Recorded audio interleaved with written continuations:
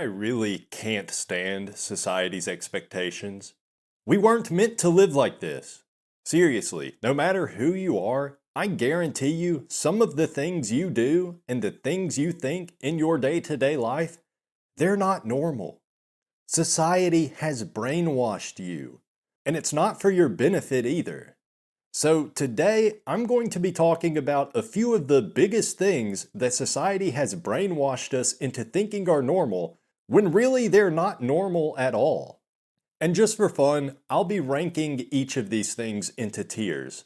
So things in the S tier are the absolute worst, most ridiculous things society has brainwashed us into thinking are normal. And things in the F tier are things that didn't necessarily require that much brainwashing in the first place because maybe it's actually just a kind of normal thing. Okay, so to kick things off, I figured I'd start with something that most people can agree isn't actually normal. And that is that how much money you have is equivalent to your value as a human being. In other words, it's the notion that your value as a human being is based on your net worth. I think most people will agree that this isn't the way things should be, but regardless of what people say, the way that most people act is as if they wholeheartedly believe it. People act like the number in your bank account is the sole determining factor in your worth as a human being. And I'm sure some of you are actually naive enough to believe that most people don't think that way, but just think about it.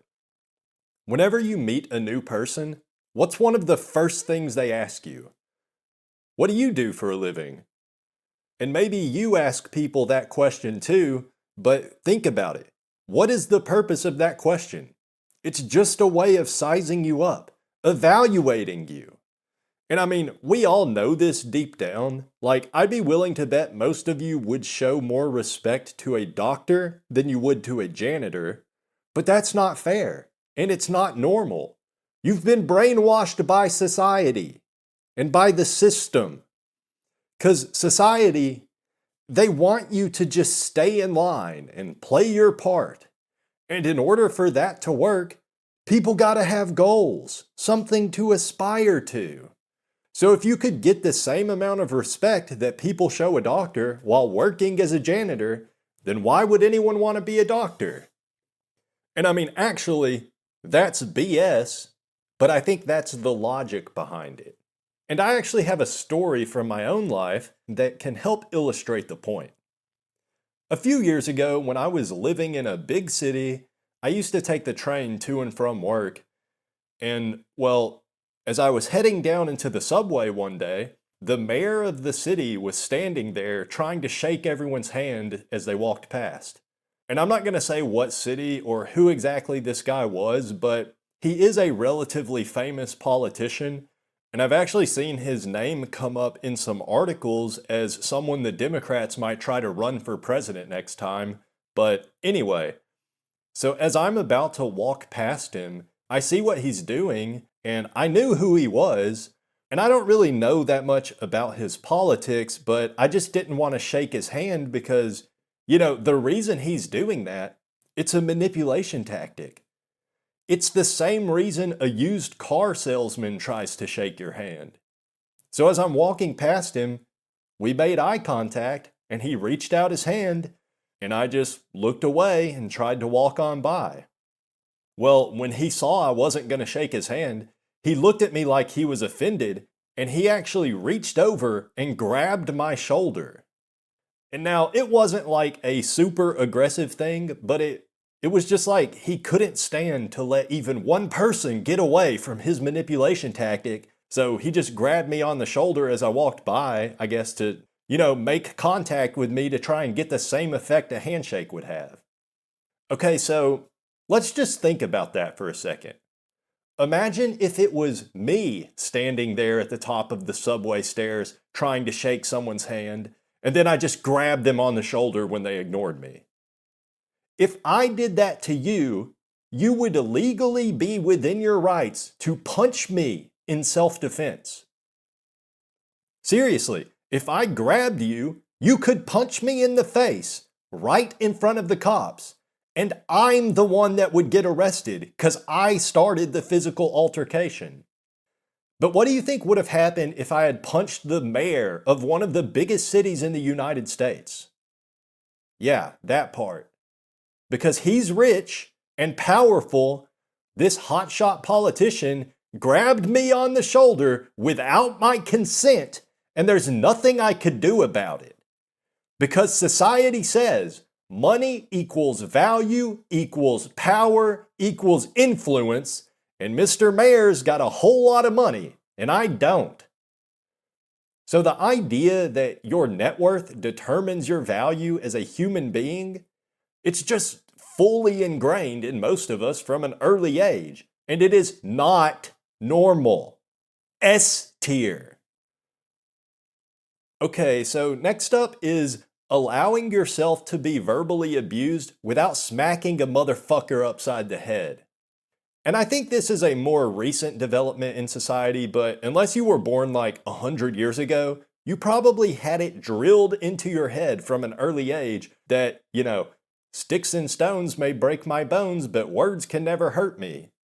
And if you grew up Christian like I did, then here's another one you probably heard: turn the other cheek.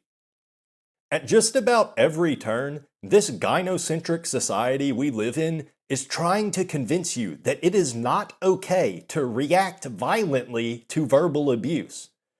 But come on. I mean, seriously, come on. Look, this is not me giving advice, but I once heard a renowned zoologist talking about zebras, and again, not advice, but he was saying that if there's a big zebra in the herd that's always talking down to a smaller zebra and just belittling the smaller zebra every chance he gets, then the smaller zebra actually should not turn the other cheek. The smaller zebra should fan out the palm of his hand, extend his arm, and rotate his hips and smack the ever-loving shit out the big zebra. But when it comes to humans and our society, we're animals too. Anyway, maybe this is just because I'm ugly and weird, but throughout my life, and I think it must be something about my personality, because this also used to happen during times in my life when I was less ugly, but a lot of people talk down to me. When I was a kid, it was just outright bullying, or I'd get insulted to my face, and I didn't have it near as bad as some other kids did, but of course, since I was a good kid and I believed what I was told by the adults in my life, I never tried to defend myself. And also, for people like me, crippling social anxiety, super high inhibition, I never had the ability to defend myself verbally. And I still don't. So I would just sit there and get insulted or talked down to. And it's worse as an adult because now people insult me in subtle ways where it's like, they know they're insulting me. They know that I know they're insulting me. But it's so subtle that the average person listening in wouldn't think it's like really a big deal or anything. Or maybe that, it's said in such a way where there's enough reasonable doubt as to the interpretation of the supposed insult. So how do you stop a bully coworker from subtly insulting you like that? Especially when he's well liked and you're not. Well, according to society's brainwashing, you should just take it on the chin. And that's not normal. It's not normal to just let someone get away with trash talking you right to your face. With that said, I recognize that some people are stupid and they might think that someone's insulting them when actually they're not. So ultimately, it's probably for the best that society brainwashes us into being a little bit more docile. So allowing yourself to be verbally abused without smacking a motherfucker upside the cranium, it goes in the C tier. Alright, let's talk about staring at a screen for 8+ hours a day, every day of your life. This is a relatively recent development in the grand scheme of things, But if you're under 40 years of age, then you're probably young enough that you can't even remember a time when the average person wasn't literally staring at screens for at least 8 hours a day. Now, it makes a lot of sense why society as a whole would brainwash us into thinking this is normal, because when you think about it, staring at screens is something you have to do if you're gonna be a perfect little cog in the machine. I mean, think about what the perfect member of society is like. The archetype of the normie. They work a non-productive office job, staring at a screen, reading emails and spreadsheets all day. Then they go home in their new car, which is basically just a screen on wheels. Then when they get home, they binge watch YouTube or Netflix until they fall asleep. And during all that screen time, they probably end up seeing dozens or even hundreds of advertisements. Now that's a functioning member of society. They're always entertained, so they never go out and cause trouble, and they never even have enough time alone with their own thoughts to get any crazy ideas about how, everything in life is unfairly controlled by a small group of rich people. And these people, they also make the perfect consumers since they see like 50 ads a day, so that's great for the economy. And obviously, they'll also need to buy new, upgraded screens every year. So as far as society is concerned, spending every waking moment glued to a screen is exactly what a person should be doing. But holy shit, this shit is not normal. And it's not good for us either. I know I already mentioned this, but y'all, seriously, we are animals. Animals! Literally! We are not meant to be staring at bright screens all day, consuming brain rot content and advertisements that are increasingly attempting to trick you into thinking they're not even ads.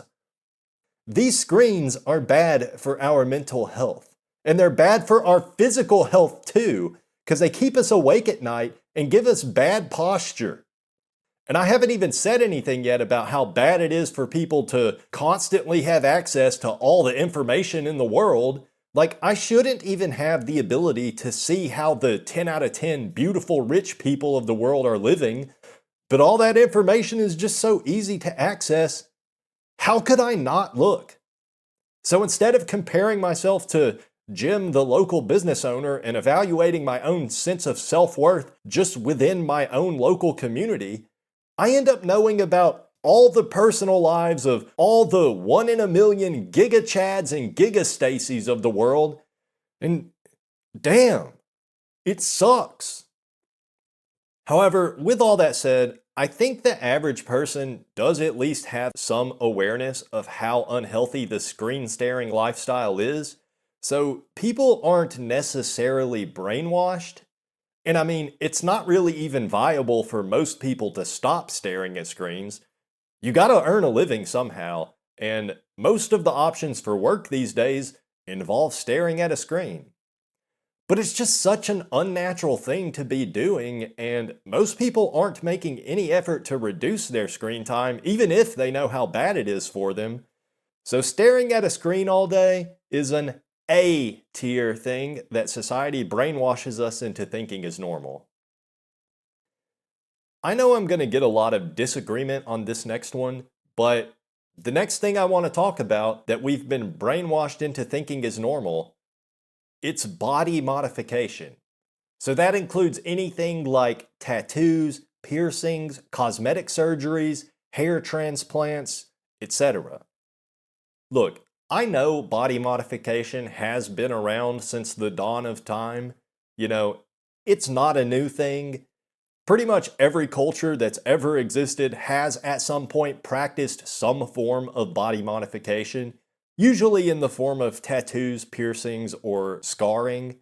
So I already know a lot of you are gonna be up in the comment section like, actually, loser maxing, body modification is a totally normal thing. But look, just because every human society throughout history has practiced body modification, that doesn't mean it's normal to do it. That just means it's normal for societies to brainwash their members into thinking it's normal. So no, I don't think body modification is normal. I think it's an affront to the natural way of life. It is grotesque and disgusting. We are the way we were meant to be. Whether you think we were created by an intelligent creator or if you think we evolved to be this way, this is the way we are. The way you are is the way you are. And I am a bit of a hypocrite here because I did have braces back in the day, but I mean, that's definitely one of the least offensive types of body modification. Now, really, my biggest gripe with common body modifications is just that they're cringy. So things like tattoos and septum piercings, it's just a good way to make yourself look like an energy drink chugging dork. Yeah, that's right. I just said that. Tattoos make you look like a dork. Well, I guess if you're a man, then tattoos make you look like a dork. But if you're a woman, then tattoos just make you look like a floozy. And it doesn't matter what the tattoo is, by the way. It doesn't matter how good the art is or how much meaning the tattoo has. It's just lame. Maybe 30 years ago it was still possible to look cool with a tattoo, but that ship sailed a long time ago. But whatever. Pretty much everyone has tattoos now, so it doesn't really bother me that much. It's the more extreme body modifications that I really can't stand. Like I've noticed in just the past 5 years or so, it's like there's been a huge push to normalize women getting BBLs. And I actually have a theory that plastic surgeons have been paying rappers to mention BBLs in their songs, but who knows if that's actually true. But I don't think the normalization of BBLs is genuine. Because it just started happening all of a sudden, and it is truly disgusting. I really don't think most men even find it attractive at all. There's gotta be something going on there, and it's sure as hell not normal. But since body modification has been prevalent in pretty much every society ever since the beginning of time, I will admit that maybe some forms of body modification aren't completely not normal. So, reluctantly, I'm putting body modification in the D tier. I want to put it higher, but I know some of you are just too far gone at this point to break through the brainwashing, and I can only read so many retarded comments from tattoo sales before I have to myself. Alright, let's talk about sitting in traffic. Society wants you to believe it's just all perfectly fine and normal to be spending an hour and a half every day sitting inside an uncomfortable $40,000 vehicle, but it's not. There's nothing normal about it. Human beings were never meant to live in one place and work in another location 43 miles away. And it's not even about how long it takes to commute, because like a 45-minute commute wouldn't even be that bad if you could walk or ride a bike, because at least then you're still out there in the world experiencing the world, using all 5 of your senses to take in all the sights and sounds and smells of nature and your local community, and just like being connected to everything in a natural way.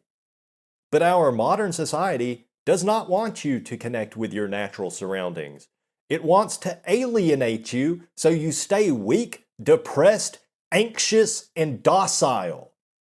And there is nothing, I mean nothing at all, as alienating as wasting away 10 hours a week just sitting there in traffic, sitting inside your modern car with its soundproof doors, with your music turned all the way up, literally strapped to your fucking chair, unable to move around freely, and it might be 12 degrees Fahrenheit outside or raining or whatever, but you won't even notice because you're strapped in, all cozy in your little climate-controlled comfort cage, just wasting away. Literally, your muscle tissue is deteriorating as you sit there on your fat ass, growing fatter and weaker with every passing minute. Oh, and the icing on the cake? You're wasting a shit ton of money too. Especially if you drive a Ford F1 Flabby or a Jeep Glad I'm Gayer or something like that. I'm not about to sit here and do math, but you're probably spending like $200 a month minimum on gas just to move your way oversized vehicle to work and back, and you're just carrying one person, yourself. One person! I know a lot of car sales are going to be coping in the comments, but to me, I'm not even mad. I honestly feel bad for you. You're wasting all that time and money. And by the way, all vehicle prices are insanely inflated right now. Like, how the hell is a 5-year-old used Camry with 100,000 miles going for $20,000? Oh, wait, that's right. It's because people are struggling out here, and our whole society's infrastructure is designed in such a way that if you don't have a vehicle, you literally can't even earn money. And I know remote work is somewhat common these days, but honestly, I don't think it's going to last. The car manufacturers are going to bribe all the big corporations that employ everybody, and I don't know. I don't really care. I'm an unemployed loser anyways. But yeah, sitting in traffic is not normal. And if you're actually okay with car culture and the American infrastructure and the way American infrastructure is, then congratulations on being a brainwashed simpleton. Oh, and by the way, to all you conspiracy cells out there, the whole 15-minute city thing, that shit is based. Sitting in traffic is an S tier thing that society brainwashes us into thinking is normal. Okay, so finally, the last thing I want to talk about is working a meaningless job that produces literally no value at all. Now, I will go ahead and tell you, I can't really rank this one too high because people do have to do something to earn money and make a living. But Jesus Christ, some of the jobs people do nowadays, it really makes you wonder, is our whole economy just fake? Seriously, is any of this real? There's nothing you could say to convince me that even 10% of human resource workers are actually providing value to their companies. And even in STEM jobs, for one, I will admit to you right now, I worked as an engineer at a small company for like 4 years, and I don't think I ever did a single meaningful thing the entire time. Seriously, they paid me an industry average salary to just send a few emails every day and edit some old CAD drawings that nobody's ever going to look at anyway. But obviously, I know it's not every job that's meaningless, but a whole lot of them are. Even some of the jobs you might think are providing value, most of them aren't. It's just not normal doing meaningless, tedious tasks to make a living when what you're doing isn't actually creating any value at all. And sure, medieval peasants back in the day weren't actually creating all that much value farming grains just to make King Richard fatter, but at least they were doing something where, they could see what they're doing, They cut down some grains, collected in barrels or whatever. They can see that they are doing something. But modern jobs these days are you send a couple emails and you update a spreadsheet on corporate policies, and it's all very abstract. And at the end of the day, you can't really feel good about anything you've accomplished because you don't even know if you've accomplished anything. The actual work you do, it's 10 layers of abstraction away from anything that actually makes money for the company. I don't know. The economy is fake and so is society. B tier.